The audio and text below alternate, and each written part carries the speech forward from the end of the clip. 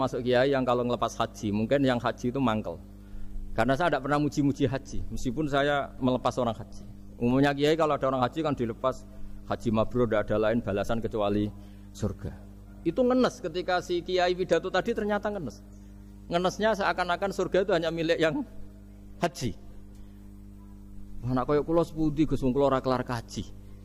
Semenjak itu setelah saya jadi kiai ya dendam juga. Akhirnya setelah saya jadi kiai kalau ngaji orang yang haji mabrur balasannya surga, orang yang fakir sabar juga surga, orang yang sering dimarahin istri juga surga. Katanya pokoknya surga terus. Sampai yang mau haji itu Gus gimana kok bahas kita kok sama dengan mereka? Ya karena saya ada ulama pesanan kata gitu. Bismillahirrahmanirrahim. Subhanaka la ilma lana illa ma 'allamtana innaka antal alimul hakim. Allahumma shalli wa sallim ala sayyidina Muhammad wa ala alihi wa sahbihi ajmain. Amma ba'du. Yang sangat saya hormati Dekan Fakultas Kedokteran UGM, juga tri dari Profesor Zaini, Profesor Ova Amelia, yang terhormat Dr. Naini, Dr. Profesor Dr. Madharina Zulia, dan semua yang hadir, termasuk teman kami Dr. Dulfikar, semua teman-teman kru, semua yang dari UGM, semua pendengar yang sangat saya hormati. Saya tidak akan cerita tentang perspektif kesehatan karena ini wilayah yang menangani kesehatan. Mereka lebih spesifik, lebih tahu. Tapi saya akan cerita tentang sejarah kurban. Saya masih ingat pesanan Pak Zaini, berkali-kali beliau bilang saya, agama yang masuk negara enggak konflik itu diantaranya paling spesial itu Indonesia. Karena para wali ini mendampingi kultur daerahnya, tapi tidak benturan. Misalnya kalau orang Jawa dulu pakai sesajen di sawah-sawah, katanya dimakan penunggunya. Ya penunggunya sawah itu kalau dulu ya pikirannya itu makhluk gaib. Di era modern ya penunggunya itu ya kambing, ayam itu jadi. Ya memang yang makan itu akhirnya. Tapi dulu itu aneh diistilahkan dimakan penunggunya. Kalimat penunggu itu apa ya gak jelas, apa dengan tanda petik apa penunggu betul gak jelas. Wali-wali datang tidak mengkafirkan itu tapi terus dirubah jadi sedekah ke tetangga-tangga. Jadi kultur itu enggak dilawan tapi cukup diubah. Jadi makani demit menjadi sedekah ke tetangga. Nah, cerita kurban juga seperti itu. Dulu tokoh-tokoh Quraisy, penunggu Ka'bah, itu dulu sudah ndak tauhid, sudah musyrik kalau dalam bahasa agama. Itu di mana-mana termasuk kebutuhan pokok manusia itu kalau kumpul-kumpul itu makan-makan. Itu mulai dulu. Terus korbannya itu ya pasti perempuan mulai dulu. Jadi hanya bagian masak, boleh makan nanti ngenteni luyan itu, ngenteni bekas-bekasnya. Sehingga yang nyortir Abu Jahal CS itu. Jadi yang kurban harus hewannya bagus, spesial, bahkan enggak boleh dikawinkan. Hewan yang mau dikorbankan itu enggak boleh dikawinkan, enggak boleh pernah dikendarai, enggak boleh pernah dipakai bajak sawah dan sebagainya. Semuanya serba spesial. Nanti dikorbankan di Ka'bah. Yang dijual Ka'bah. Nah, pertanyaannya Ka'bah ini enggak pemakan daging, yang untung ya ketua-ketuanya ini. Karena Ka'bah tidak doyan daging. Dan itu ya di atas namakan Allah, ini demi taqarrub ila Allah, demi itu. Sehingga mereka bilang waqalu hadhihi an'amu wa harsun hijrul la yat'amuha illa man nasa'u bi za'mihim. Ini hewan kurban harus spesial dan yang berhak makan hanya orang-orang spesial, yaitu para penunggu Ka'bah, para sadanatul bait. Tapi karena mereka sudah tidak benar, tidak jujur, Islam mau merubah tradisi itu. Tapi kalau tradisi itu dirubah, maka Islam akan terkenal pelit karena dari acara makan-makan menjadi tidak ada makan-makan. Jadi kadang kebenaran itu harus diganti dengan sesuatu yang tidak ekstrim karena tadi dari acara makan-makan menjadi sama sekali nggak makan-makan. Maka terus diganti oleh Islam dengan kalimat udhiyah, dengan kata kurban.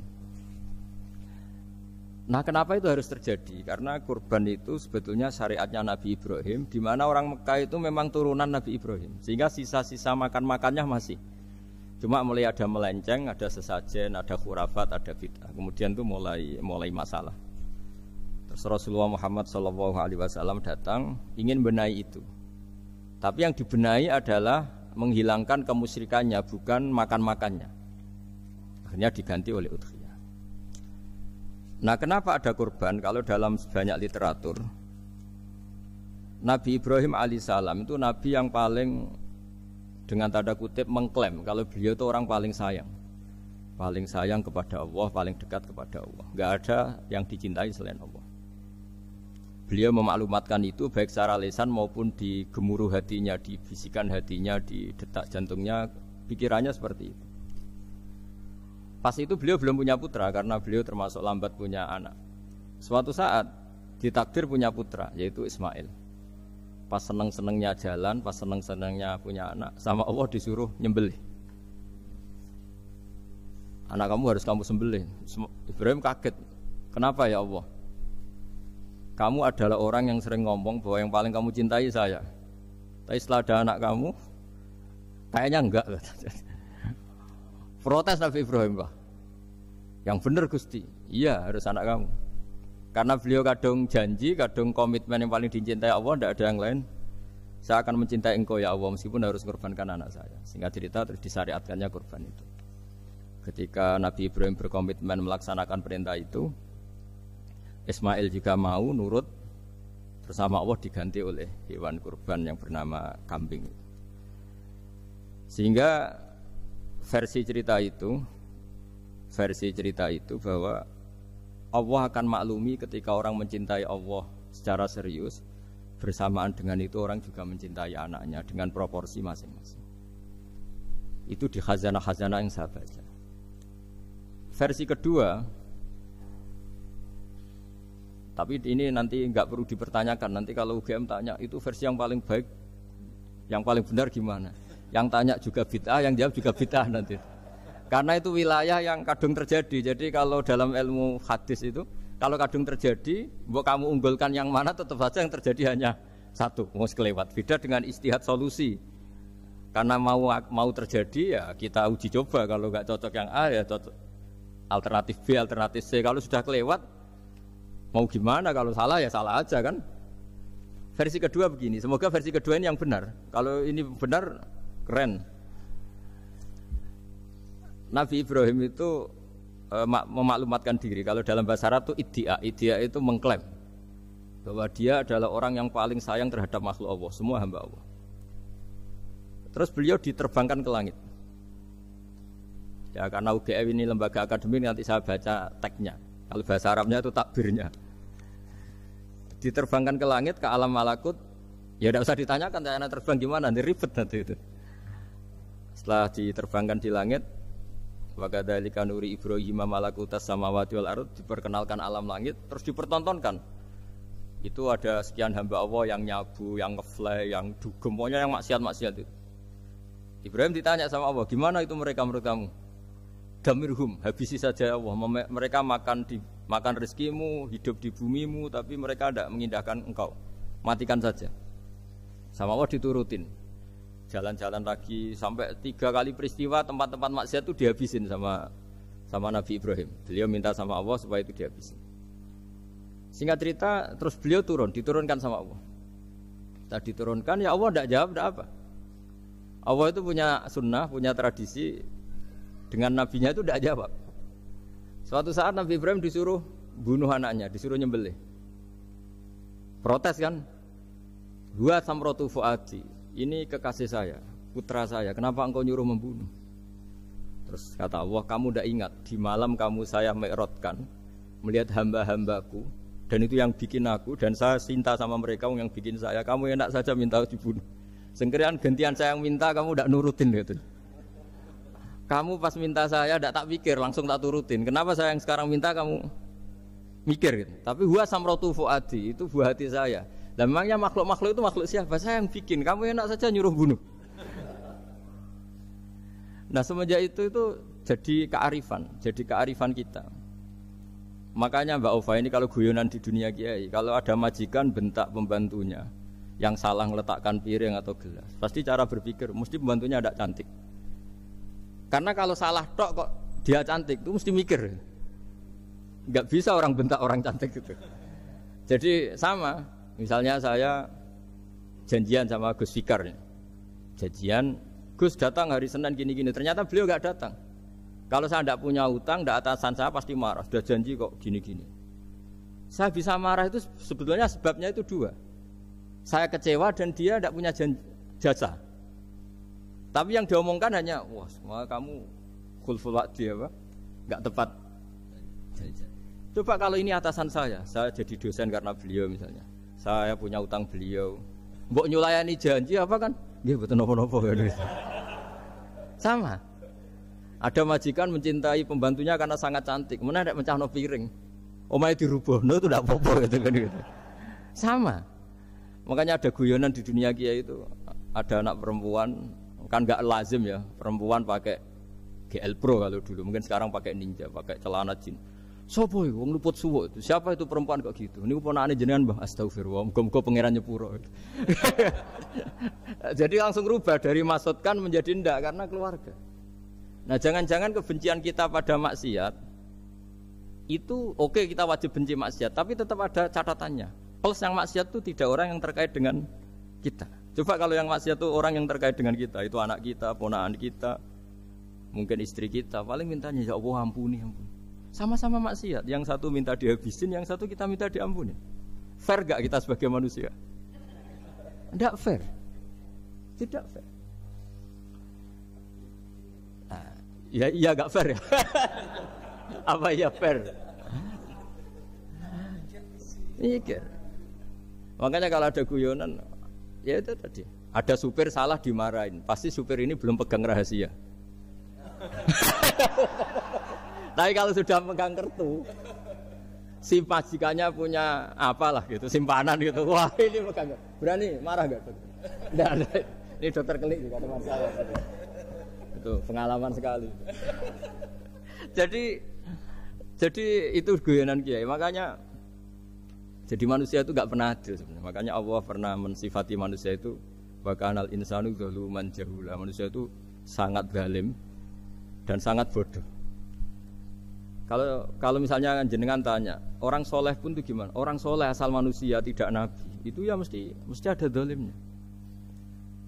Makanya kalau dalam kitab Hikam diterangkan, kitab Hikam itu kitab yang olah manusia. Itu menyebut begini, manusia itu siapa? Dijawab, manusia itu mangkanat mahasinuhu masawiyah. Orang yang ketika baik saja salah, apalagi ketika salah. Kita misalnya punya toko laris itu, doanya mustajab, laris, pembelinya banyak, kualitasnya bagus. Pasti ada toko sekeliling yang megap-megap karena orang sekarang ke kamu kan itu. Sama di kampus ya gitu, kalau ada kampus besar yang lain pasti ke masjid terhalangi karirnya. Di semua. Sehingga orang supaya terus merasa salah, Rabbana dzulamna anfusana, meskipun kita sedang benar pun. Saya termasuk kiai yang kalau ngelepas haji, mungkin yang haji itu mangkel. Karena saya tidak pernah muji-muji haji, meskipun saya melepas orang haji. Umumnya kiai kalau ada orang haji kan dilepas haji mabrur, tidak ada lain balasan kecuali surga. Saya itu karena pernah kecil, pernah dengerin masyarakat. Itu ngenes ketika si kiai pidato tadi ternyata ngenes. Ngenesnya seakan-akan surga itu hanya milik yang haji. Anak koyok kula sepundi Gus wong kula ora kelar kaji. Semenjak itu setelah saya jadi kiai ya dendam juga. Akhirnya setelah saya jadi kiai kalau ngaji orang yang haji mabrur balasannya surga, orang yang fakir sabar juga surga, orang yang sering dimarahin istri juga surga. Kata pokoknya surga terus. Sampai yang mau haji itu Gus gimana kok bahas kita kok sama dengan mereka? Ya karena saya ada ulama pesanan kata saya gitu. Jadi artinya gini, ketika Anda muji ibadah haji jangan kira yang ngenes tidak banyak, yang ngeluh juga banyak karena mereka ada takdir gak mampu haji.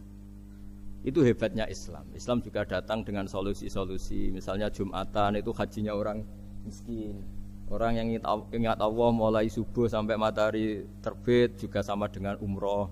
Jadi karena tidak semua orang itu mampu haji. Jadi itu Islam. Jadi nanti tak bacakan, jadi versi kedua itu Nabi Ibrahim diperingatkan Allah bahwa tidak seperti itu cara mengelola hambaku. Nah, Islam ini kata Allah anit tabi' millata Ibrahim hanifa. Referensinya Islam, mentornya Islam itu Nabi Ibrahim. Sehingga kita alhamdulillah punya sejarah wali songo. Saya punya orang tua Kiai Nur Salim itu sayang sekali sama umat, Mbah Mun juga gitu. Saya sama Profesor Zaini itu sudah mulai tahun 2000, terus setiap hari ketemu juga nggak pernah kecewa. Beliau itu pernah disalahpahami, mungkin Bu Ova belum dengar ini. Pernah disalahpahami karena beliau itu tangan kanannya kan agak kuat.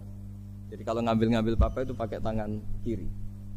Itu pernah disalahpahami ya, mungkin orang hasud karena tidak mengkonfirmasi langsung mengklaim beliau itu kiai profesor kalau apa-apa pakai tangan kiri. Kira-kira pertanyaan sunnah rasulnya mana kan gitu. Beliau itu ya hanya corong Jawa itu berambang, agak nangis tapi tidak sampai keluar air mata tapi berambang. Terus beliau bilang gini ke saya. Seharusnya gimana Mas Pak? Ya kalau Pak Zaini ingin jadi wali ya tidak usah menjelaskan. Kalau Pak Zaini ingin menjelaskan berarti ingin diakui makhluk. Tapi kalau nggak dijelaskan mereka salah paham terus. Tapi cepat jadi wali karena sudah mulai mengabaikan apa kata mereka. Tapi kalau menjelaskan ya enggak, ya lama jadi walinya. Tapi bagusnya orang nggak salah paham. Pak Zaini tertawa-tawa.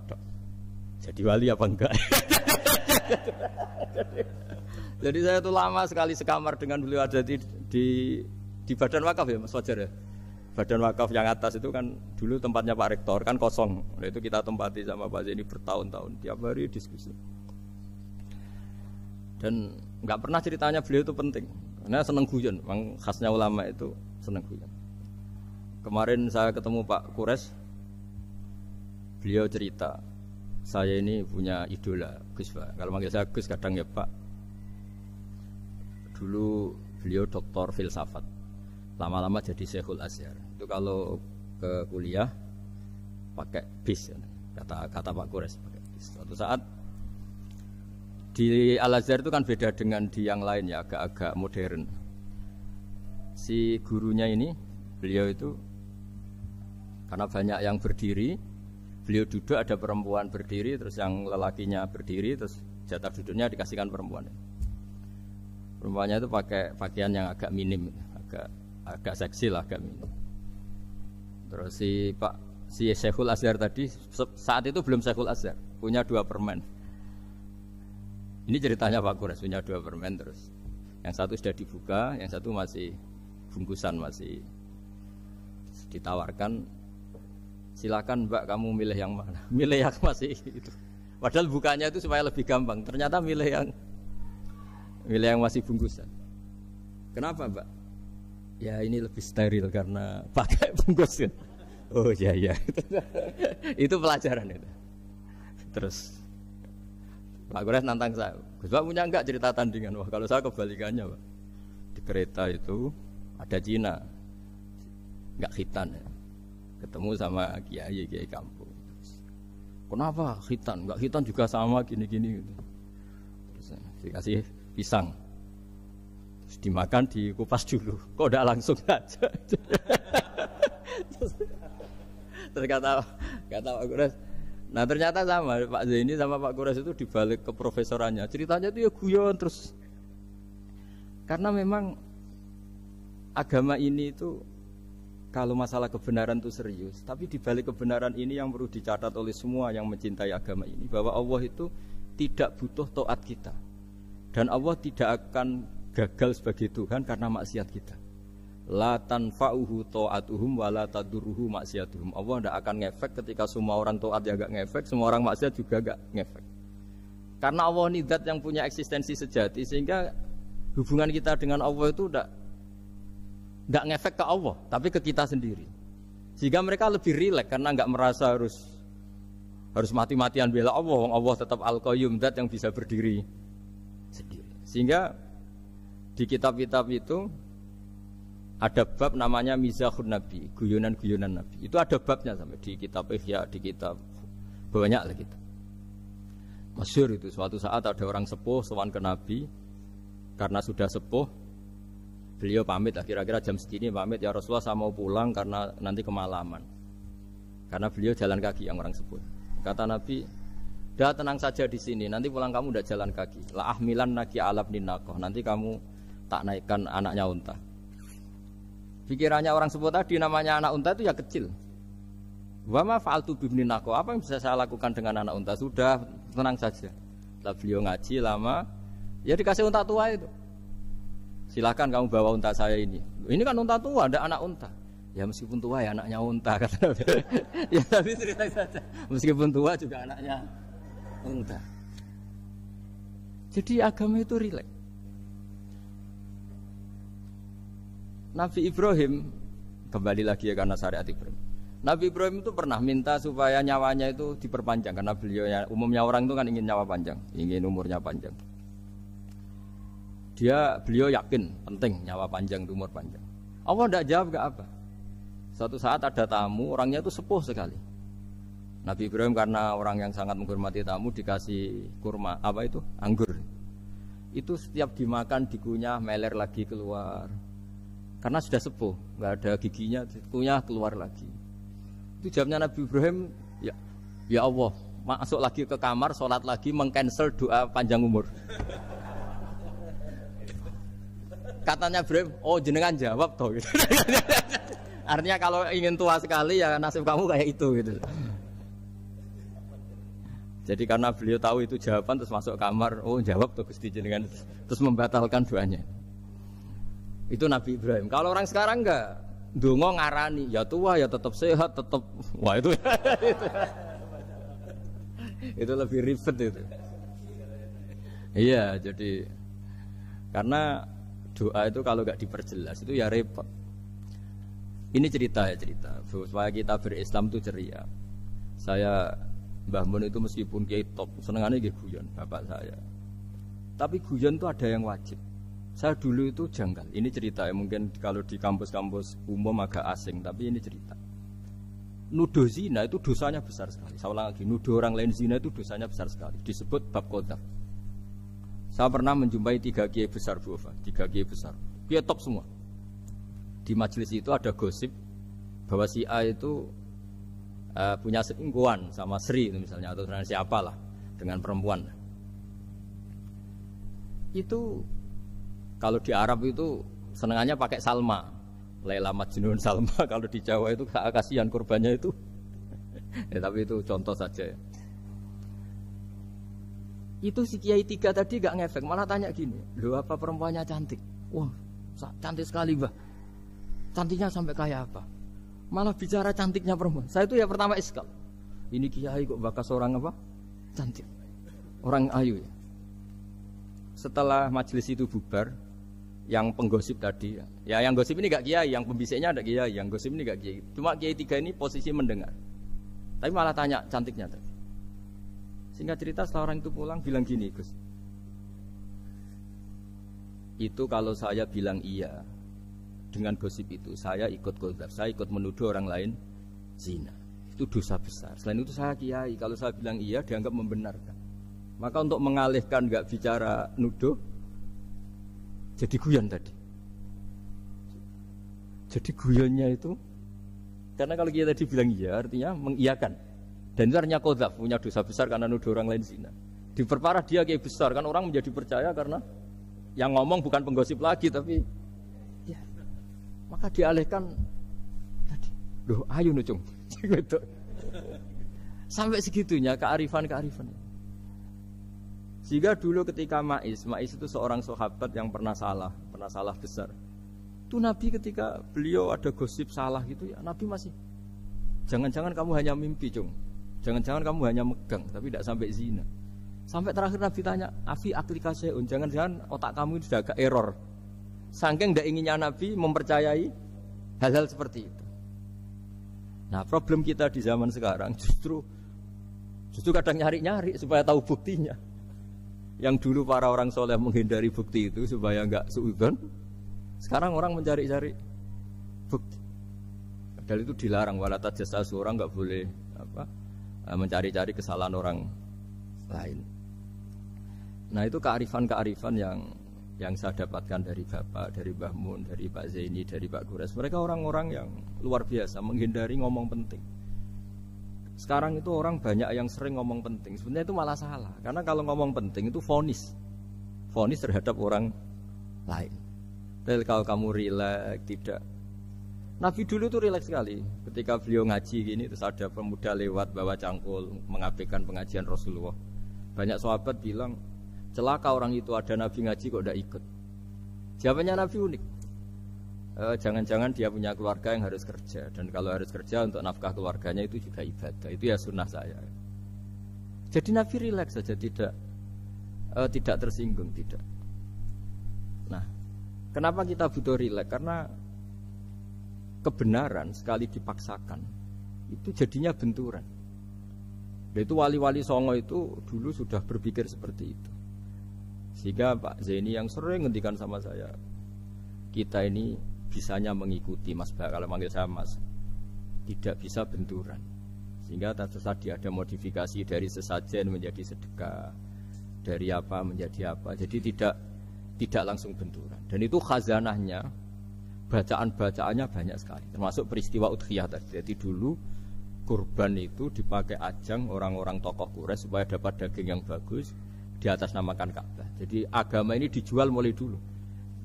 Kuno agama ini dijual. Dan agama mulai dulu ya prospek. Ka'bah itu bisa menyedot wisatawan berapa, wisata religi. Sehingga dulu ada Ka'bah tandingan, perhitungannya juga ekonomi. Jadi mulai dulu itu ya sudah seperti itu, mau apa memang Allah bikin dunia seperti ini. Jadi mulai dulu agama itu ya, sampai orang Yahudi gak mau iman sama Nabi ya pikirannya sederhana. Kalau saya tokoh banyak yang sowan, banyak yang ngasih-ngasih. Kalau saya ikut Muhammad, saya anak buah, yang ngasih saya siapa? Jadi perhitungannya juga ekonomi. Jadi ketika Abraham mau bikin Ka'bah tandingan, itu perhitungannya juga ekonomi. Jadi ribet kan memang kalau manusia itu sudah ribet. Tapi Islam ini datang bukan untuk itu, tapi memaklumi itu. Itu hebatnya Nabi Ibrahim. Ketika beliau berdoa, ya Allah, keluarga kami saya tempatkan di Mekah. Rabbana liyuqimus sholata faj'al af'idatam minan nasi tahwi ilaihim warzuqhum minats tsamarat. Cuma menurut Islam dibalik, ya Allah, kita ini ingin anak-anak kami ini bersujud kepada Engkau, ingin anak-anak kami ini melakukan sholat. Tapi mereka ini manusia yang untuk ketahanan hidupnya butuh makan, butuh rizki, butuh ekonomi. Maka tolong ekonominya dijaga ya Allah. Jadi dibalik, demi sholat menjaga ekonomi. Jangan dengan demi ekonomi meninggalkan sholat.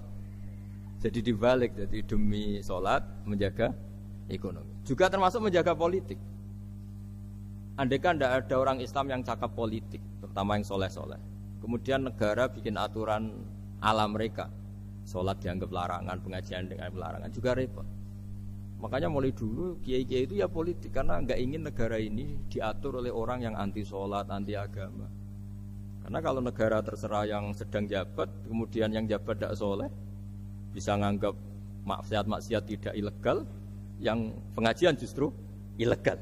Nah, di sini kenapa banyak orang-orang soleh dulu ya rata-rata ya berpolitik, mulai sebelum kemerdekaan sampai setelah kemerdekaan. Jadi itu ada filosofinya. Nah, bahwa ada oknum-oknum yang tidak seperti itu ya monggo, itu oknum. Tapi sebetulnya awal-awalnya kenapa banyak orang soleh yang politik, karena nggak ingin negara ini dipimpin oleh orang-orang yang anti agama, anti kebaikan. Sehingga berkahnya apa? Berkahnya negara ini berkonstitusi secara Islami. Meskipun tidak negara Islam, tapi tadi hak-hak asasi manusia terjaga, hak belajar, hak beragama, hak ibadah. Coba bayangkan kalau kita jadi korut, Korea Utara kan pusing. Jadi, nah itu uniknya, lagi-lagi ini cerita uniknya. Itu mulai dulu itu tidak ada benturan.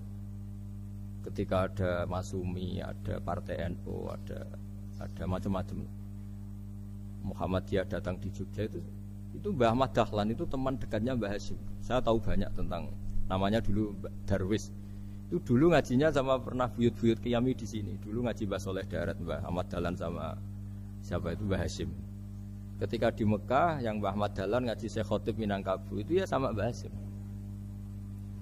Nah kebetulan Mbah Ahmad Dahlan hidup di Jogja yang zaman itu sudah khurafatnya kayak apa, karena ada sistem agama yang sangat, menurut beliau sangat jauh dari Islam yang murni. Terus beliau revolusinya seperti itu. Yang Mbah Hasyim nempat di Jombang. Nah itu kan murni ilmu sosial, murni muqtadul hal. Terus beliau punya metode yang berbeda, tapi nggak masalah, mulai dulu nggak masalah. Kemudian jadi kalau yang kadang-kadang memasalahkan tuh ya memang yang nggak tahu masalah. Sebenarnya dulu itu ya biasa aja, karena ya itu urusan metode, urusan. Saya teruskan masalah udhiyah.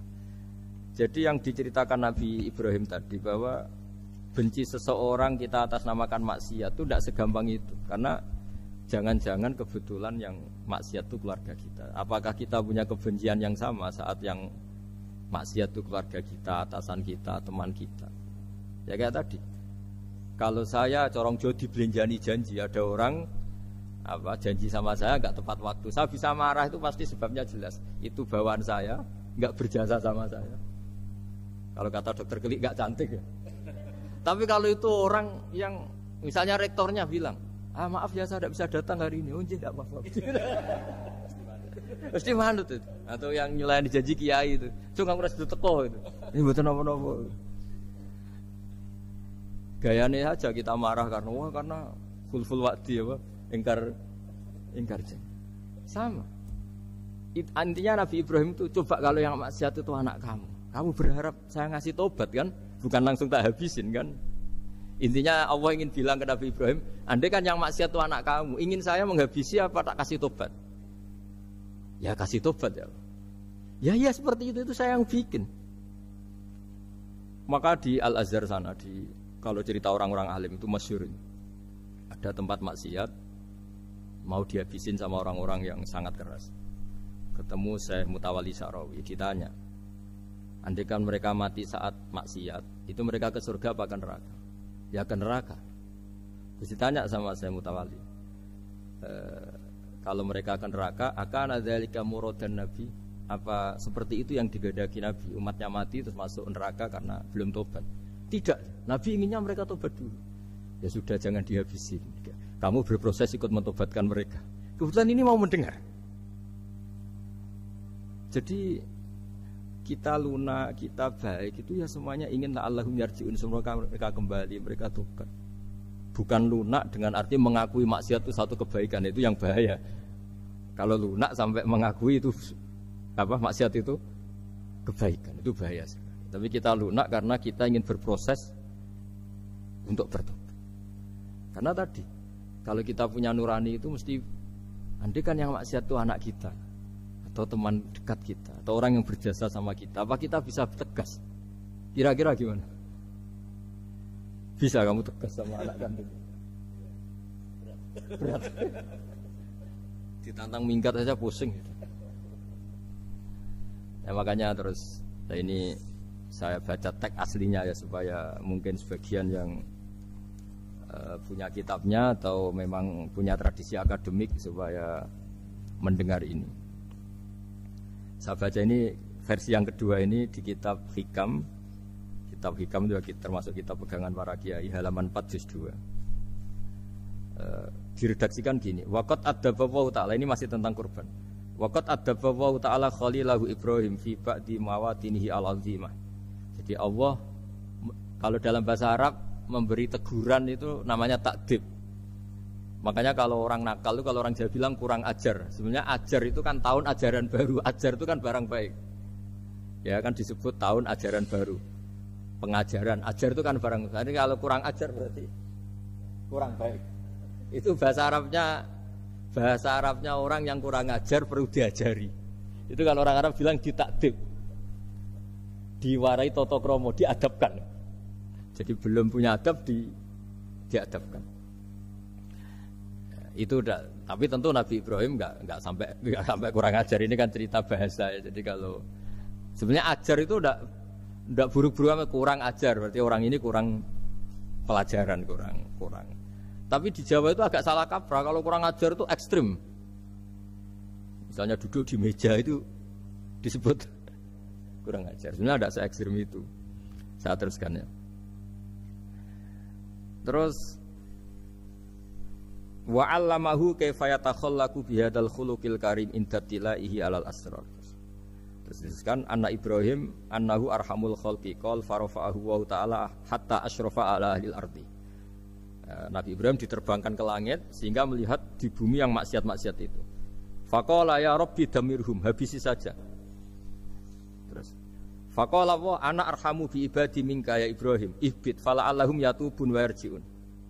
Jadi setelah permintaannya semua dikabulkan, dihabisin sama Allah, terakhir cobalah kamu sekali-kali dakwah ke mereka. Kamu belum pernah dakwah kok tahu-tahu minta mereka dihabisin. Coba kamu dakwah Jangan-jangan mereka mau kembali.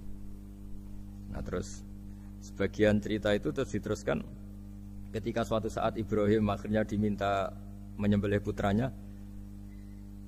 Inni arafil manami anni atfahu kafang dzurmata taro. Falamma tashammara lidzalik wa akhadha sikin biyadi qala Allahumma hadza waladi wa samratu fuadi wa habbun nasi ilayya. Ya Allah, ini buah hatiku, ini orang paling saya cintai. Kenapa engkau menyuruh ini supaya saya bunuh? Terus beliau dijawab sama Allah, Ama ta'lamu anni rahimun bi ibadi kama anta syafiqun bi waladik. Fa idza sa'altani ihlaka 'abdi as'aluka dzabha waladik wahidan bi wahidin. Jadi kalau dulu kamu minta supaya hamba saya tak habisin karena maksiat, sekarang saya juga minta kamu menghabisi anak kamu. Tapi ini kan anak saya, sama itu hamba saya yang bikin juga saya. Nah semenjak itu Ibrahim dianggap sebagai bapak kasih sayang. Karena semenjak itu terus beliau orang yang paling sayang. Sampai ada 3 nabi yang menjadi metodenya Rasulullah SAW sebagai mentornya. Kalau Nabi Nuh melihat kemaksiatan langsung bilang, Rabbi la tadzar alal ardi minal kafirina dayyaru, habisi semua ya Allah. Tapi kalau Nabi Ibrahim apa? Faman tabi'ani fa innahu minni wa man asani fa innaka ghafurur rahim. Orang yang ikut saya ya karuan kelompok saya, dan yang belum ikut semoga engkau mengampuni. Tentu lewat proses dakwah, lewat proses. Nah, Wali Songo, kembali ke Wali Songo dan para guru-guru kita, itu seperti itu semua. Jadilah Islam yang di Indonesia, Islam rahmatan lil alamin itu konstruksinya ya dari ilmu-ilmu seperti ini. Bacaannya seperti ini. Karena ternyata kita tegas tadi ujung-ujungnya karena itu tidak cantik, tidak atasan kita, tidak berjasa sama kita. Kamu kalau ada supir telat, supir kok telat datang kantor gitu, pasti supir itu belum pegang rahasia. Setelah pegang rahasia tak jamin aman itu meskipun telat. Karena lebih ngeri pasti. Artinya manusia itu kayak apa ngeklaimnya tegas, disiplin, objektif. Kira-kira iya apa enggak? Enggak lah kayaknya ya. Ya pasti tadi. Nah itu yang makanya bapak saya kalau guyon sama saya itu, kalau umumnya orang itu kalau di dunia kiai muji istiqomah. Istiqomah itu konsisten jadi imam masjid, konsisten jadi guru, jadi apa. Kalau bapak itu sering guyon ke saya, iku istiqomah apa mau digenti wong liya katanya. Artinya di balik istiqomah itu juga ada catatan lain. Jangan-jangan ambisi gak mau diganti orang lain.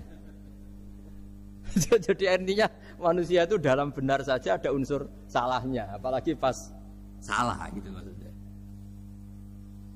Nah ya pas benar saja ada unsur salahnya, apalagi pas salah. Itulah dengan sudut pandang seperti ini adalah orang terus gak gampang menghakimi orang lain. Karena manusia yang baik adalah cukup dia merasa aibnya banyak, salahnya banyak, kemudian itu menyibukkan dia dari mencari-cari aibnya orang lain. Makanya kalau dalam cerita Ibrahim alaihissalam, karena kurban itu identik dengan syariatnya Nabi Ibrahim. Ini saya punya catatan yang kemarin tak baca juga di Jakarta. Itu suatu saat Nabi Ibrahim itu didatangin orang Majusi dulu. Orang Majusi itu ya tidak beragama. Singkat cerita Nabi Ibrahim itu terkenal kaya dan suka menghormati tamu. Dulu tamu itu sangat penting dihormati karena dulu nggak ada warung, terus padang pasir. Kalau sekarang itu ya wajib dihormati tapi tidak wajib-wajib banget. Karena biasanya sudah marung di mana-mana. Sudah marung di mobilnya bawa apa? Bekal. Kalau dulu di padang pasir kalau tamu nggak dihormati bisa mati betul. Kadang sudah hari perjalanan itu nggak makan nggak apa karena di padang pasir warung nggak ada, nggak bisa ngopi-ngopi ya. Sehingga kalau menghormati tamu dulu itu pahalanya luar biasa ngasih makan itu. Kalau sekarang ya pahalanya biasa aja karena ya tamunya makannya ya biasa aja karena sudah kenyang duluan itu. Singkat cerita orang ini datang ke Ibrahim minta dikasih makan. Nabi Ibrahim mengatakan kamu syaratnya harus Islam dulu, kalau enggak katanya makan. Karena Ibrahim itu seorang nabi dan beliau komitmennya seperti itu. Si tamu tadi putus asa. Akhirnya wala itu ya sudah meninggalkan Ibrahim. Setelah beberapa jangkah Allah bilang ke Nabi Ibrahim, orang itu umurnya berapa tadi bilang ke kamu? 50 tahun. Pernah enggak orang itu kelaparan? Kata Allah, enggak, baru ini kelaparan. Terus kata Allah, mundu khamsina sanatan nut'imuhu ala kufri Falau nawal tahu lukmatan min ghairi antu talibahu bitahiri dinik lakana ahsan. Orang itu umurnya 50 tahun. Itu ya tak kasih makan padahal dia majusi. Kamu baru diminta sehari saja minta syaratnya Islam. Terus itu ada di kitab apa Ar-Risalah Al-Qusairiyah di halaman 262. Jadi cuma dulu itu motifnya semuanya agama, bukan atas nama demokrasi atau kebebasan beragama. Karena dulu itu orang dulu itu kan saking sayangnya Allah, apa-apa konstitusinya ya perintah Allah. Dan ternyata perintah Allah seperti itu. Akhirnya dipanggil. Kemana ya majusi ke sini tak kasih makan. Terus majusinya kan kaget. Ada apa? Kenapa kamu rubah? Ditegur Tuhan. Iya, ditegur Tuhan. Jadi dan alhamdulillah saking simpatiknya orang majusi tadi akhirnya masuk Islam. Sama itu kan mirip orang Yahudiyah atau Yahudi itu yang tanahnya itu diambil ya sama Amr bin As untuk perluasan masjid di apa? Mesir. Ya, ketika lapor ke Sayyidina Umar, ngiranya itu kan dibenarkan perluasan masjid, ternyata Umar belain yang Yahudi. Iya, yang punya tanah harus dikembalikan tuh haknya. Jadi Islam itu menghormati hak kepemilikan meskipun itu milik non muslim. Jadi kata Allah, mut khamsina sanatan nut'imuhu ala kufri. Falau nawal tahu lukmatan min ghairi antu talibahu bitahiri dini. Mbok dikasih makan aja, ndak usah nyuruh ganti agama. Wong saya saja yang Tuhan ngasih makan dia sudah 50 tahun tanpa syarat. Tanpa syarat. Ya jadi ini cerita ya Bu Ufa. Jadi kita mungkin kenangan saya dengan Bapak, Bu Ufa dengan Profesor saya ini kebetulan teman dekat sekali sama saya dan hampir tiap hari saya ketemu minimal 3 jam bertahun-tahun. Sampai kalau kehabisan cerita akhirnya cerita keluarganya karena kesuwan belajar karena akhirnya cerita keluarganya. Maksud saya tadi ini saya cerita ini barang baik ketika beliau pernah ditahan karena aktivis dulu. Itu pas mau lahirnya Bu Aufa, terus beliau berdoa mati-matian delalah dibebaskan. Beliau sempat nunggui kelahirannya Bu Aufa ini terus dinamai Aufa Amalia. Itu kalau dalam bahasa Arab itu Aufa itu Allah memenuhi apa yang saya angen-angen. Jadi itu ceritanya itu gitu. Jadi nama itu spontan aja ketika iya, jadi beliau itu aktivis dulu. Bukan dipenjara karena korupsi atau kriminal, bukan karena aktivis. Karena kalau model sekarang Bu Ufa, kalau nggak dijelaskan detail ditahan karena aktivis, nanti dikira ditahan karena yang lain. Ribet kan? Jadi ditahan karena beliau itu dulu aktivis, bukan karena itu. Ya saya kira demikian. Monggo kalau ada sesi tanya jawab, kalau tapi yang ringan-ringan saja nanti jadi serius. Berapa pertanyaan? Apa waktunya? Pakai waktu 10 menit ya. Ini pas. Iya, terima kasih Pak Gus Baha yang sudah menyampaikan cukup baik ya untuk pencerahan kita semua terkait dengan bagaimana kehidupan bermasyarakat dan bagaimana kita mensikapi salah benar, begitu juga terhadap orang-orang yang mungkin selama ini tidak kita duga, ternyata banyak hal-hal yang kita dapatkan pada sore hari ini. Saya yakin dari pemirsa atau dari Bapak Ibu yang hadir secara langsung maupun virtual ada hal-hal yang akan ditanyakan. Kita masih punya waktu cukup kurang lebih 1/4 jam. Oh, kelamaan ini. Kelamaan. Iya, tadi 10 menit perjanjiannya. Iya. Tadi 10 menit. Iya. Pas ini. Kami persilakan dari yang hadir terlebih dahulu. Sudah sangat jelas berarti ini. Sudah pinter semua. Ya, ini ada pertanyaan. Yang pertama katanya, Assalamualaikum warahmatullahi wabarakatuh. Pak Gus Baha, dalam ingin bertanya dan ingin tahu bagaimana supaya kita bisa selalu berpikir nubuwah di setiap peristiwa yang menimpa kita di kehidupan sehari. Semoga. Gimana? Ulang lagi. dalam ingin bertanya dan ingin tahu bagaimana supaya kita bisa selalu berpikir nubuwah di setiap peristiwa yang menimpa kita di kehidupan sehari-hari. Begini ya, jadi andaikan kita baca banyak, setidaknya sering mau mendengar. Sebenarnya hidup itu sangat baik, bukan sekedar baik, sangat baik. Misalnya kita sedang dapat nikmat, ya Islam menganjurkan syukur. Syukur itu ya dapat pahala. Kalau sedang banyak masalah seperti sekarang mungkin ada pandemi apa, Islam mengajarkan sabar. Sabar itu juga pahala. Nanti kalau kita masih hidup yang rumat anak bojo ya ibadah. Nanti kalau mati karena penyakit mat'un atau ta'un juga syahid. Jadi Islam melihat hidup itu rileks. Karena ya memang rileks. Ketika ada orang miskin susah makan enak, itu kata ulama idamuhu alju. Kalau kamu ingin makan enak, kata si miskin ya ingin, gampang makan enak itu. Kamu sangat lapar, nanti semuanya juga enak. Jadi, itu nubuwah. Jadi Nabi itu resepnya kamu coba. Kalau sampean puasa melihat tempe itu sudah tertarik sekali. Tapi kalau kamu sudah habis makan melihat sate kurang enak, ini kurang enak, karena saking memang sudah semuanya nafsu kan. Tapi kalau sudah puasa semuanya enak. Jadi kalau ingin nubuah misalnya kita miskin itu ada fadilahnya orang miskin, keutamaan orang miskin. Itu malaikat ngauditnya bingung karena mau diaudit apanya nggak punya apa-apa kan. Jadi artinya barokahnya miskin kita hisabnya juga ringan, mau diaudit apanya nggak punya bapak. Iya kan? Nah, yang orang kaya barokahnya kaya bisa amal, bisa ikut bantu masjid, bantu madrasah, bantu kebaikan. Nah, itu berpikir nubuah. Terus kedua, terbiasakan yang agak unik, ini mungkin wilayah medis. Yang agak unik dalam Islam itu mimpi itu Bu Faya, mimpi. Itu sama kenyataan itu tinggi mimpi derajatnya. Andai kan orang masih zaman orisinil, mimpi sama hidup nyata itu hebat mimpi. Karena begini, misalnya saya melihat ibu-ibu sama bapak-bapak melihat langsung seperti ini. Saya mesti berpikir nafsu. Kalau yang saya punya kepentingan ini tak anggap orang prospek, kalau yang enggak punya kepentingan enggak prospek. Pertanyaannya adalah orang yang saya anggap prospek bisa membantu saya ternyata jenisnya kikir.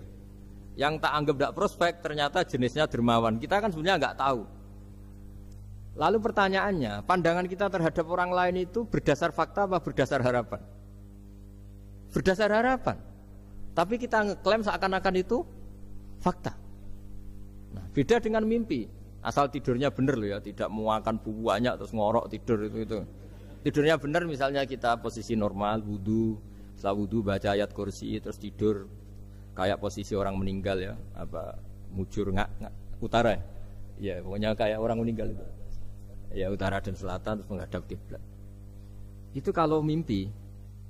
Itu ada alamat-alamat yang lebih orisinal daripada kehidupan nyata.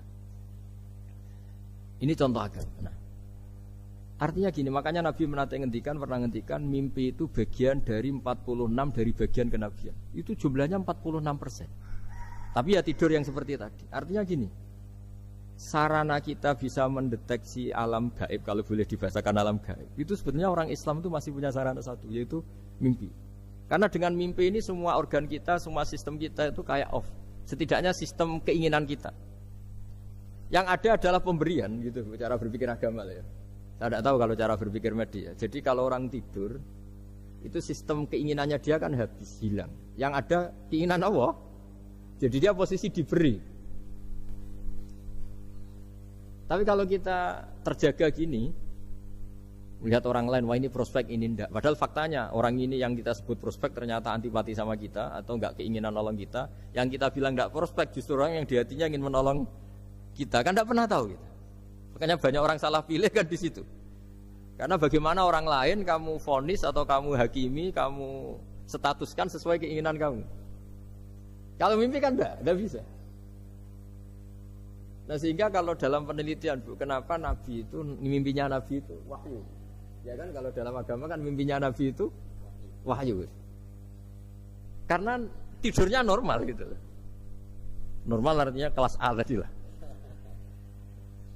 Makanya banyak orang awam pun yang wah sing tak sekseni persis mimpiku, yang saya saksikan persis mimpi saya. Orang awam saja ngalami apalagi yang Nabi. Nah, artinya untuk mendeteksi nubuah selain tadi ya Kita kan seperti yang saya ceritakan berkali-kali. Kalau ingin nubuah itu sebenarnya gampang. Maksudnya bermental nubuah. Kalau saya sekarang hidup, ya anggap saja bisa melakukan kebaikan lagi. Kalau sekarang saya mati atau akan mati, anggap saja mati itu mengakhiri semua potensi keburukan Anda. Sekarang mungkin kita ada zina, ada korupsi, ada maling. Tapi siapa yang bisa menjamin bahwa kita tidak akan maksiat di masa depan? Dengan mati, potensi itu hilang. Makanya Nabi melihat mati itu ya sederhana. Wa tawaffani idza kanatil wafat khairan li. Ya Allah, hidupkan kami ketika hidup kami menambah kebaikan. Matikan kami jika mati itu mengakhiri kejahatan. Jadi Allah maj'alil hayata ziyadatan li fi kulli khairin wal mauta rohatan li min kulli syarrin. Ya Allah, ketika saya hidup, dianggap saja ini potensi menambah kebaikan. Kalau saya mati, dianggap mawon mengakhiri semua kejahatan. Sehingga ya mati itu pasti baik. Makanya kalau ada koruptor, ada preman mati, kalau kiai-kiai saya baik ya, sampai orang-orang tidak ikhlas. Baik di mana orang penjahat gini? Padahal kiainya di hatinya, ya baik sekarang tidak penjahat lagi, sudah mati. Nah itu ada ilmunya sebetulnya, karena kematian itu punya sisi positif. Orang tidak bisa jahat lagi. Ya saya kira dulu. Oke, ini ada pertanyaan berikutnya, Pak Sa. Ketika kita menyembelih sapi atau kurban yang kita kurbankan, kalau dilihat tampilan itu sehat ya, namun ketika disembelih itu ada beberapa bagian, misalnya hati, limpa itu terpesi cacing. Apakah yang sebagian terpesi ini membatalkan syarat kita kurban? Setelah itu apakah kita akan mengganti hewan atau bagaimana? Makasih. Kalau Islam ya, Islam kan istilahnya masyhur itu ya dalam pegangan ilmu usul fikih. Nahnu nahkumu bidzahir, kita ini hanya berpegangan yang kita lihat. Jadi kalau secara medis, secara apa sudah diperiksa oleh dokter-dokter hewan dinyatakan sehat, ya itu sah. Bahwa faktanya nanti ada limpa atau hati yang terinfeksi, ya itu nggak usah dimakan tentu, tapi korbannya tetap sah. Nah beda dengan misalnya suatu saat mungkin ya ada satu kemampuan observasi medis yang komprehensif sampai hewan yang lahirnya sehat bisa dideteksi ini ya mungkin kalau milih itu karena harga murah ya menjadi dasar kan, karena motifnya kikir. Tapi kalau dari awal tidak tahu ya tetap sah itu, tetap sah. Ya, sambil nunggu pertanyaan, ini ada beberapa mungkin titipan pertanyaan. Titipan pesanan pesanan ya. Sudah kayak partai politik. Bahwa ya kalau dulu kan misalnya Nabi Ibrahim itu memang orangnya sudah Islaminya kuat, dengan Allah itu memang sudah percaya dan memang pasrah gitu ya. Ketika ingin menyembelih putranya itu adalah untuk peningkatan keimanan atau ketakwaan. Nah kira-kira dalam aplikasi sekarang kira-kira apa yang kira-kira bisa menyamai seperti itu? Kita misalnya sebagai orang kesehatan, sebagai pendidik, mungkin sebagai karyawan, kira-kira apa yang menyamai keimanan atau ketakwaan seperti itu, Pak? Oh ya, jadi saya punya kitab namanya Khilyatul Aulia. Di situ ada beberapa catatan orisinil ya yang ada di kitab Taurat, Injil yang masih orisinil. Karena perawinya, pencatatnya itu orang yang Coro Jawa menangi lah, yang pernah neliti itu. Itu diantara yang diceritakan di kitab-kitab itu adalah memaklumatkan diri, bikin sarana publik yang mudah dimengerti. Jadi kita pakai contoh yang awam saja ya. Kita tahu kalau itu bidan karena di situ ditulis bidan siapa, Sri Handayani misalnya. Di situ dokter gigi ditulis dokter gigi. Kita tahu itu dokter gigi. Toko juga gitu, ini toko bangunan. Terus kita tidak salah pilih. Masa beli lipstik di toko bangunan? Semua itu barokahnya tulisan, barokahnya maklumat itu. Nah, dulu yang dituhankan itu berhala. Berhala itu barang fisik muncul. Akhirnya nggak ada pilihan lain orang menyembah berhala karena itu yang dimunculkan. Sehingga agama ini syaratnya harus muncul. Yuzhirahu ala dini kulli. Agama ini harus muncul. Zuhur itu maknanya muncul. Makanya dikatakan waktu sholat zuhur karena di mana waktunya sangat jelas. Karena maknanya zuhur itu muncul. Nah, Nabi Ibrahim itu nabi yang setiap malam munajat. Itu doanya gini, ya enggak doa ya, kayak bergumam emosi. Tapi emosinya Nabi. Ya Allah, dunia ini tidak fair. Engkau zat yang begitu penting, engkau Tuhan yang mengatur alam raya ini. Kemudian orang tidak mengenali engkau. Coba betapa buruknya bangsa Indonesia kalau nggak tahu kalau presiden itu Pak Jokowi misalnya. Atau orang UGM nggak tahu rektornya itu Pak Manut misalnya, dekannya Bu Ova di kedokteran, itu kan lucu. Atau anak kamu nggak tahu kalau kamu orang tuanya. Itu kan mangkel loh betul itu. Tahu saja enggak. Nah, Ibrahim itu tiap malam gitu. Dunia ini tidak fair. Engkau Tuhan yang begitu penting menciptakan langit bumi, kemudian manusia itu tidak mengenali engkau. Bahkan menyembah selain engkau. Wah, itu nah, supaya Allah diketahui gimana? Terus ada simbol-simbol itu. Ada masjid, ada pengajian, ada macam-macam. Nah, ilmu sosial juga gitu. Mungkin ya banyak lah orang yang tanpa kurban pun sedekah daging sama tetangga atau ngasih uang sama temannya untuk nyate. Tapi ini nggak bisa dimaklumatkan. Yang bisa dimaklumatkan adalah pas udhiyah, pas kurban.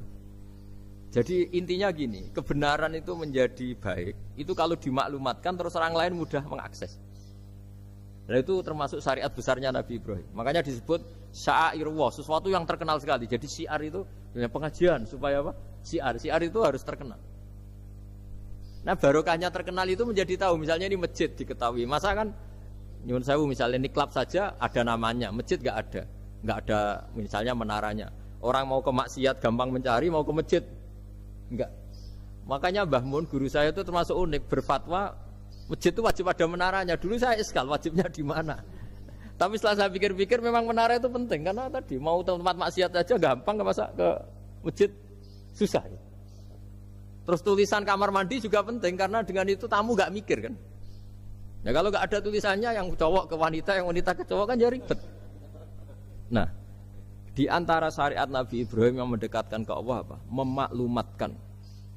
Ya, memaklumatkan bahwa Allah adalah Tuhan dengan berbagai cara. Mulai pelatihan, mulai macam-macam. Ya sama lah orang Indonesia kok gak tahu kalau ideologinya Pancasila itu kan mangkel betul itu. Saking gak disosialisasi misalnya atau gak dimaklumatkan.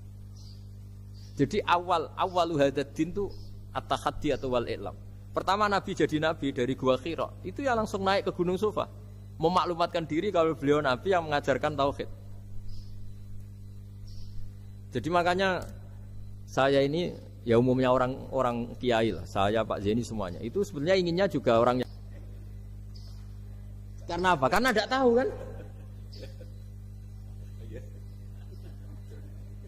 Makanya pertama kali ibadah sama Allah itu apa? Ma'rifatullah. Coba pertama ibadah itu apa? Ma'rifatullah kan, mengenali bahwa Allah itu Tuhan. Jadi itu yang paling penting.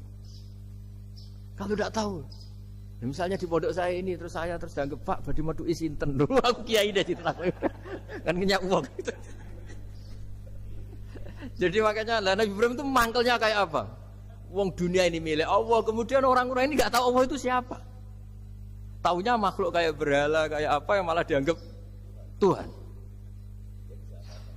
Nah ya itu jadi kalau ingin dekat Allah dalam konteks modern ya maklumatkanlah kebenaran ini. Sampai kebenaran ini mudah diakses, mudah dipelajari, mudah dipahami karena tadi dimaklumatkan. Ya saya kira demikian. Ini sudah. Oke, terima kasih. Masih ada? Oh ya, ini ada terakhir ya. Masih 1, 2, 3, 4. Wah, kalau gitu. Banyak ini ternyata. Ya, yang berikutnya dari Umi Zakiyah Malang. Assalamualaikum Pak Gus Baha. Berkaitan dengan langkah-langkah ibadah haji tentang apa yang dilakukan oleh Nabi Ibrahim, yaitu wukuf. Ya? Apakah betul saat yang di layarnya kok beda? Yang Umi Zakiyah.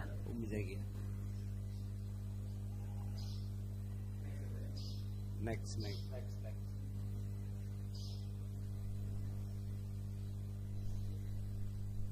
Firman terus. Iya.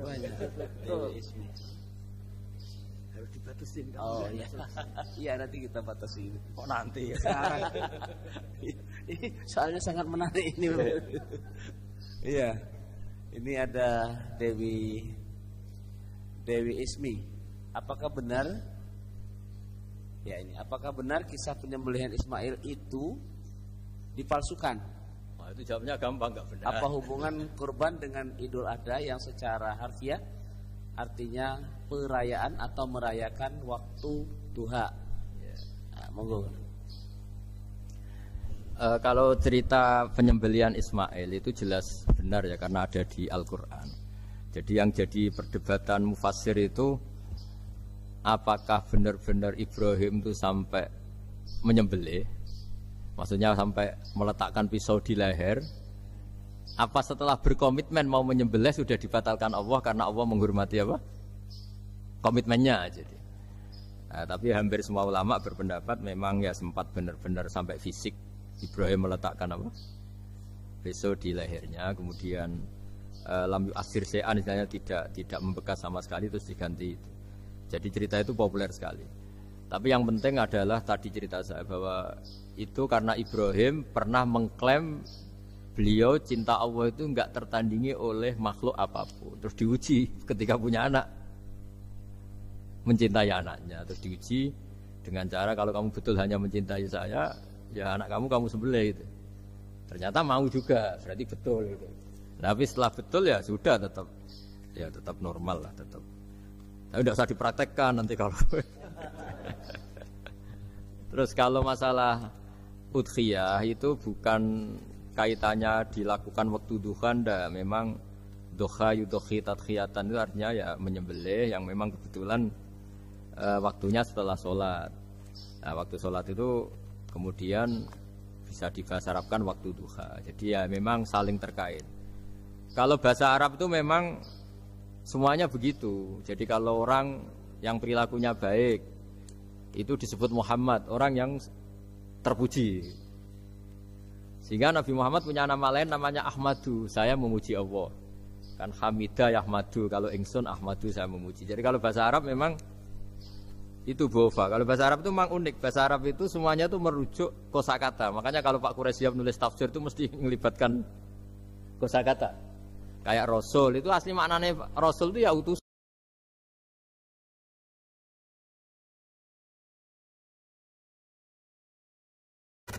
Dapat istrinya orang. Kalau bareng yang korban kan harus sama suaminya orang kan. Ya saya bilang gitu.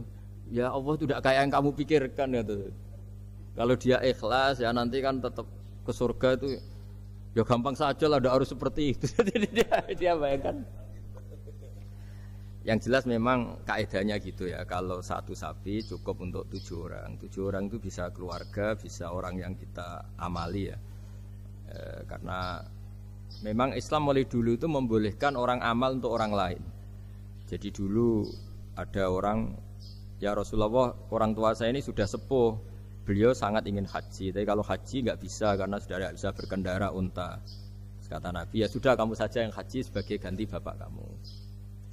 Sehingga idza mata ibnu Adam in qata amalu itu termasuk anak yang soleh, sedekah dan apa. Memang mulai dulu Islam itu ada beberapa hal yang amal itu bisa diamali pada orang lain. Awaladin sholihin yatullah, terus adalah beberapa.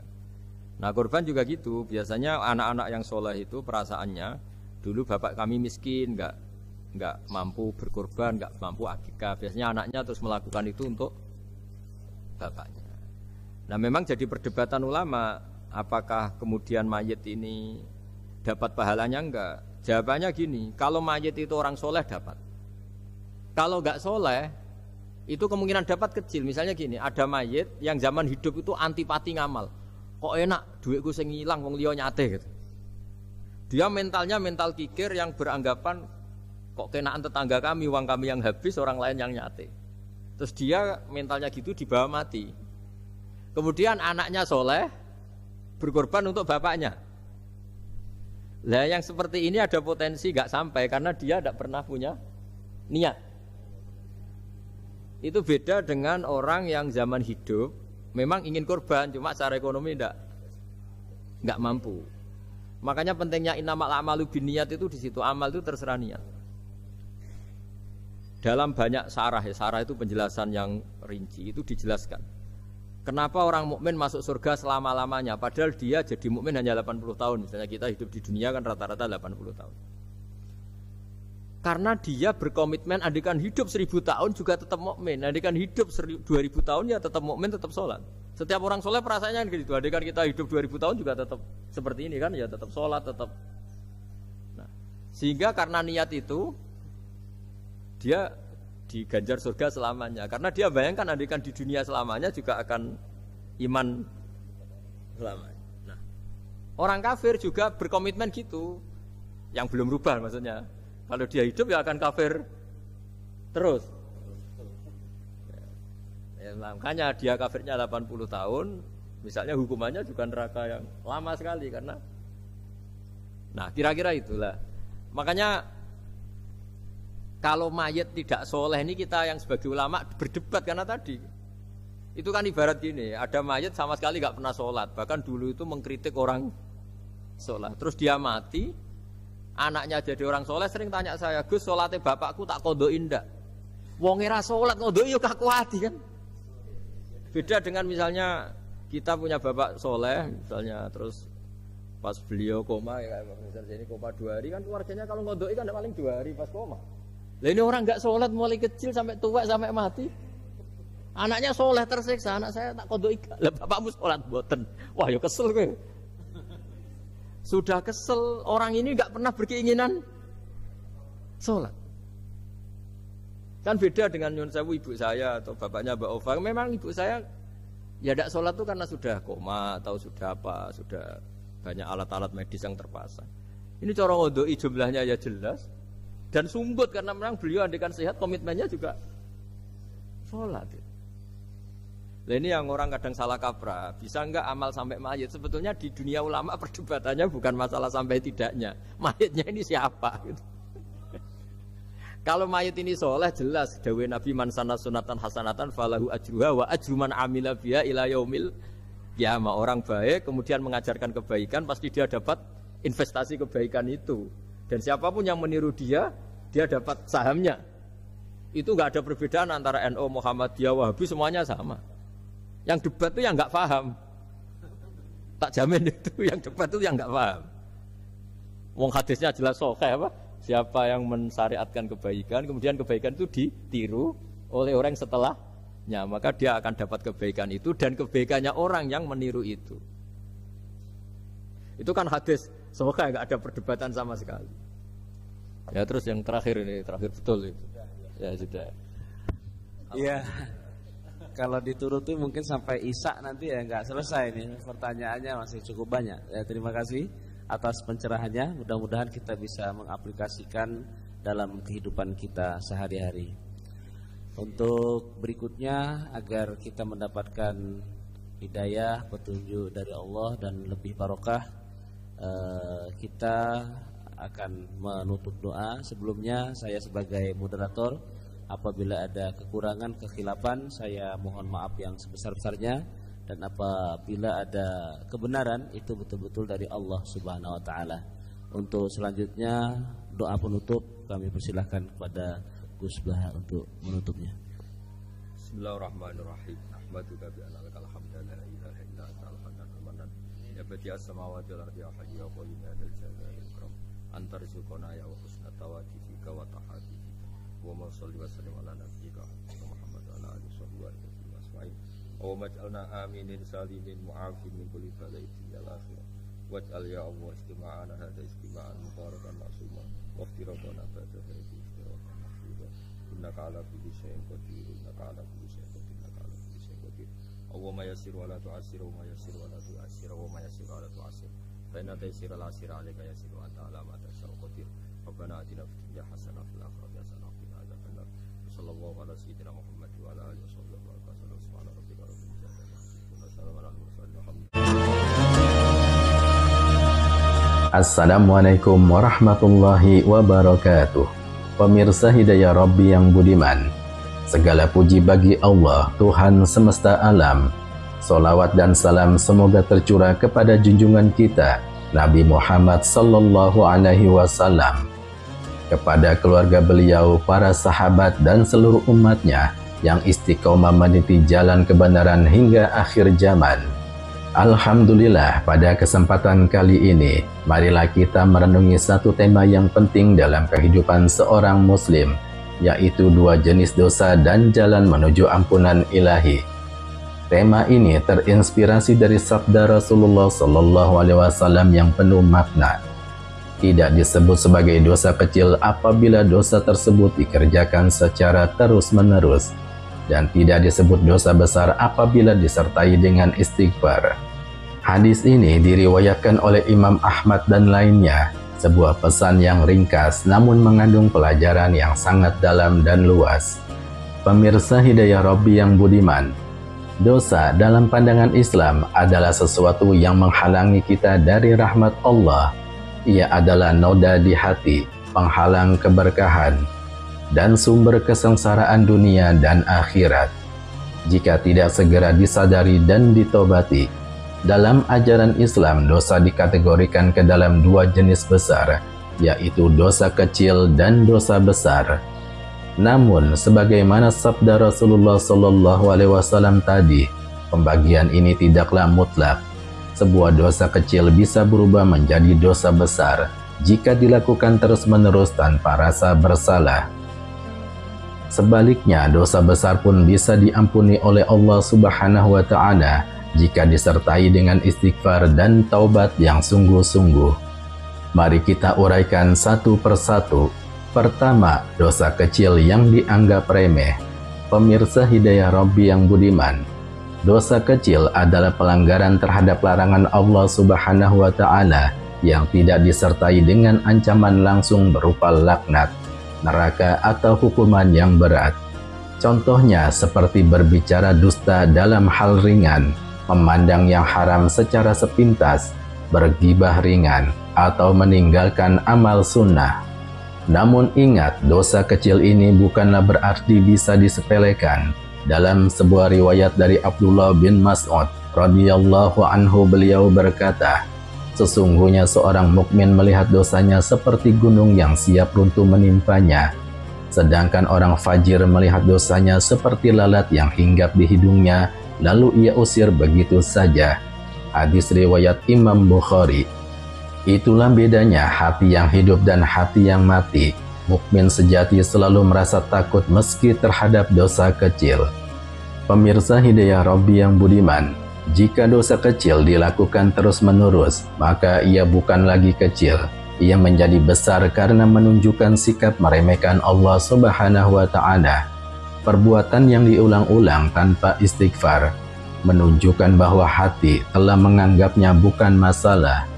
Bayangkan jika kita setiap hari berdusta kecil, menunda sholat, atau berkata kasar kepada keluarga, apakah Allah tidak melihatnya? Apakah malaikat tidak mencatatnya?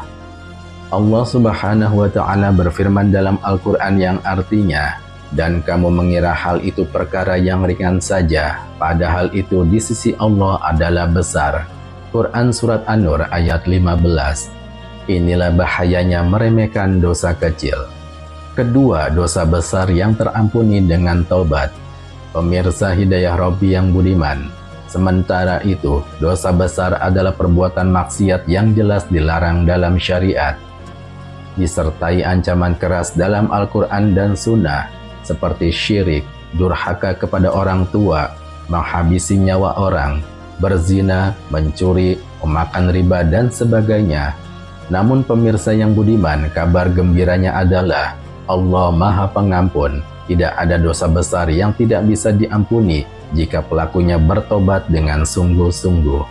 Allah Subhanahu wa Ta'ala berfirman dalam Al-Quran yang artinya, katakanlah, wahai hamba-hambaku yang melampaui batas terhadap diri mereka sendiri, janganlah kalian berputus asa dari rahmat Allah. Sesungguhnya Allah mengampuni semua dosa. Dialah yang Maha Pengampun, Maha Penyayang. Quran Surat Az-Zumar ayat 53. Subhanallah, betapa luasnya rahmat Allah. Bahkan dosa sebesar gunung jika disertai tobat akan diampuni. Lalu, apa itu tobat yang sebenarnya? Pemirsa Hidayah Rabbi yang budiman, Tobat bukan sekedar mengucapkan astagfirullah. Tobat harus memenuhi syarat sebagai berikut. Pertama, menyesali dosa yang telah dilakukan. Kedua, berhenti dari perbuatan dosa itu. Ketiga, bertekad tidak akan mengulanginya lagi. Dan yang keempat, jika menyangkut hak orang lain, maka wajib dikembalikan atau meminta maaf. Sebagai contoh, mari kita renungkan kisah sahabat yang mulia, Ka'ab bin Malik radhiyallahu anhu, yang tidak ikut serta dalam perang Tabuk tanpa uzur. Rasulullah Shallallahu Alaihi Wasallam marah kepadanya dan dua sahabat lain, hingga Allah menurunkan ayat yang menyatakan bahwa tobat mereka diterima. Selama 50 hari mereka dijauhi oleh semua orang. Mereka benar-benar merasakan beratnya konsekuensi dosa, namun tetap sabar dan bertobat, hingga akhirnya Allah mengampuni mereka. Dalam Al-Quran, Allah Subhanahu wa Ta'ala berfirman yang artinya, dan terhadap 3 orang yang ditangguhkan penerimaan tobat mereka hingga ketika bumi terasa sempit bagi mereka. Kemudian Allah menerima tobat mereka agar mereka tetap dalam tobatnya.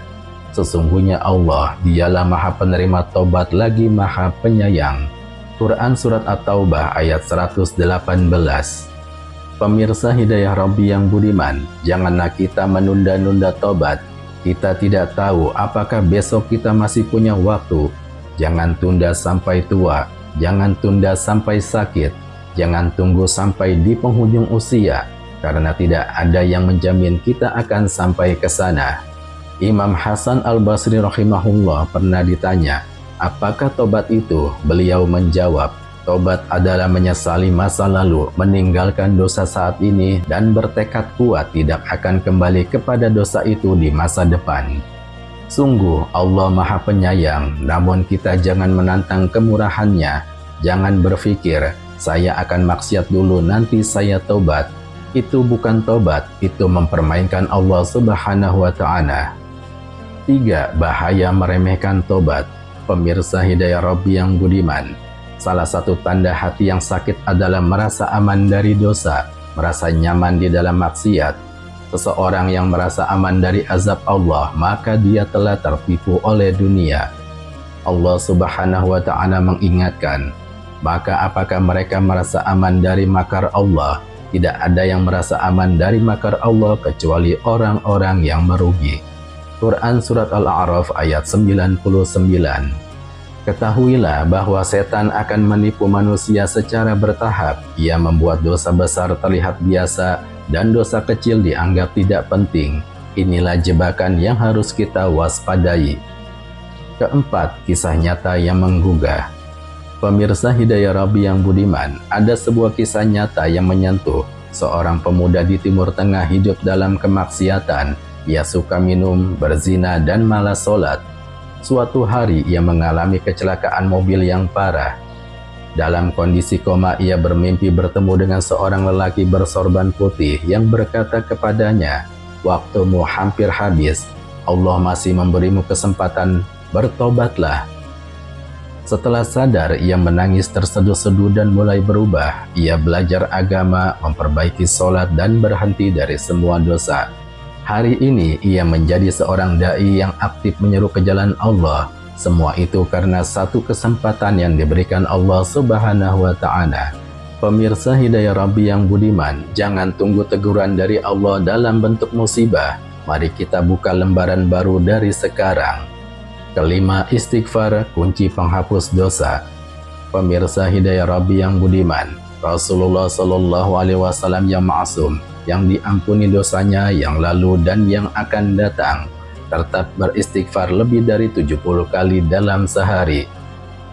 Demi Allah, sungguh aku beristighfar dan bertobat kepada Allah dalam sehari lebih dari 70 kali. Hadis riwayat Imam Bukhari. Kalau Rasul saja begitu, bagaimana dengan kita? Mari biasakan lisan kita dengan istighfar. Dan biasakan pula sholat tobat di tengah malam. Menangislah dalam doa kita. Curhatkan dosa kita kepada Allah. Sesungguhnya Allah senang mendengar rintihan hambanya. Pemirsa Hidayah Rabbi yang budiman, ingatlah bahwa hidup ini singkat. Dunia ini bukan tempat tinggal, tapi tempat singgah. Jangan biarkan dosa-dosa kecil menumpuk dan jangan berputus asa dari dosa besar.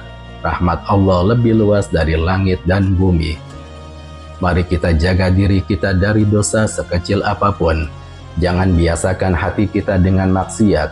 Jangan abaikan panggilan Allah untuk kembali, karena boleh jadi hari ini adalah hari terakhir bagi kita. Wallahu a'lam bishawab. Wallahul muwaffiq ila aqwamit thoriq. Wassalamualaikum warahmatullahi wabarakatuh.